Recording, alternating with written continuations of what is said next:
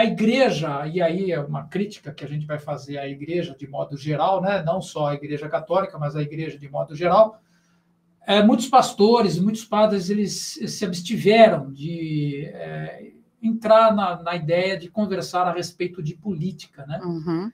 E aí eu falo o seguinte, se Cristo morreu pelos nossos pecados, e essa aí é a base do cristianismo, foi o que eu falei lá dia primeiro, né? Sim. Se Cristo morreu pelos nossos pecados, todo padre, todo pastor, ele vira assim, Cristo morreu por você, pelos seus pecados, coisa e tal. Se tivesse só você no mundo, Cristo iria morrer da mesma forma para te resgatar.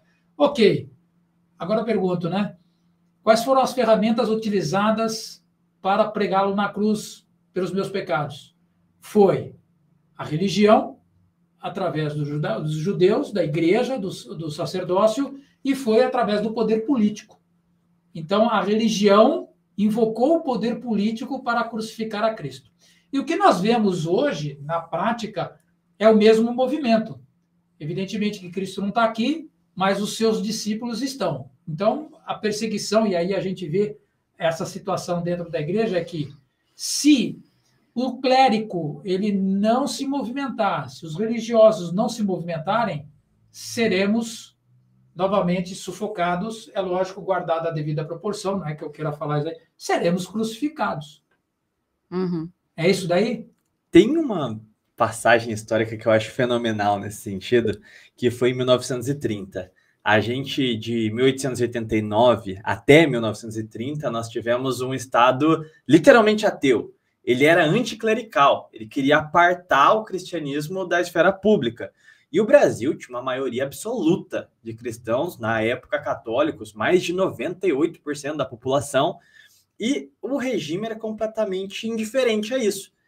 E os católicos começaram a receber uma formação mais ativa através das congregações marianas, ali no começo do século XX. O que aconteceu é que quando veio a Revolução de 30, Vargas assumiu o poder, ele conseguiu, a igreja estava suficientemente organizada, tanto entre o clero quanto entre o laicato, que são os fiéis, que em 31 eles fizeram uma marcha, partiram do país inteiro em procissão, levando Nossa Senhora Aparecida até o palácio, que à época era no Rio de Janeiro, né, o Palácio Presidencial, e obrigaram Getúlio a consagrar Nossa Senhora como padroeira do Brasil. E isso foi um grande feito, porque Getúlio era ateu, tinha frases anticlericais na sua juventude, na sua formação. Só que o que houve?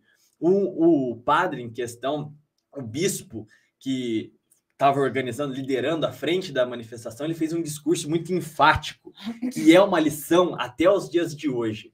Ele disse o seguinte: ou o Estado deixa de ser ateu, deixa de ser agnóstico e aceita o Deus do povo, ou o povo não aceitará o Estado. É isso que nós precisamos fazer. Exatamente. É essa combatividade, essa nova cruzada, essa contra-revolução que o Brasil precisa. Um povo sem alma não é uma pátria, é só um corpo perambulando. Uhum. Essa é a grande questão para os dias de hoje, né?